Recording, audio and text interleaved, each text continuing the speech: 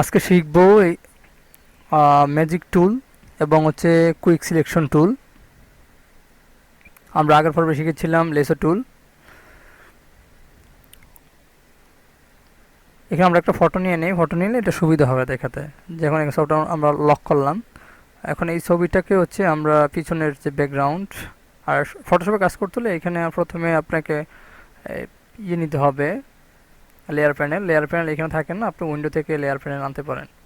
উইন্ডোতে যাবেন, উইন্ডোতে গিয়ে মনে করেন আপনি এখন নেই, উইন্ডোতে যাবেন, লেয়ার, লেয়ার থেকে লেয়ার, এবার লেয়ার নেবেন। কন্ট্রোল এফ, সরি এটা শুধু F7 ক্লিক করলে এটা চলে আসবে, F7 দিলেও। তো এখন কি করতে হয়, এটা হচ্ছে কুইক সিলেকশন টুল দিয়ে। কুইক সিলেকশন টুল দিয়ে হচ্ছে আপনি সিলেক্ট করবেন, যেটুকু দরকার এটুকু আপনি সিলেক্ট করবেন, আর বাকি যেটুকু আপনার দরকার নেই এটুকু সিলেক্ট করবেন না, যেটা সেটা দেখিয়ে দেবো কীভাবে করতে হয়। তারপর শুধু ফটোটা দরকার, ফটোটাই হচ্ছে আপনি সিলেক্ট করলেন। এখন দেখেন এখানে কিন্তু বেশি কম হয়ে গেছে।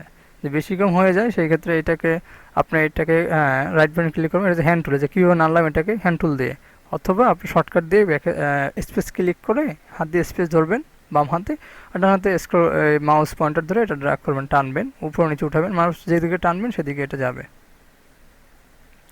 এখন যেটা বেশি চলে গেছে সেটাকে হচ্ছে আমরা একটু ঠিক করি। জুম করলাম, control plus, zoom out, control minus, এটা দেখো বলেছিলাম।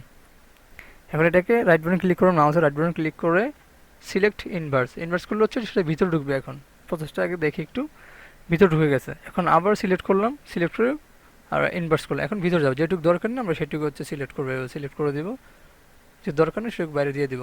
ফাইন, এটা হচ্ছে আমাদের কুইক সিলেকশন টুলের কাজ। এবার আমরা কুইক সিলেকশন টুলের কাজ করে থাকবো।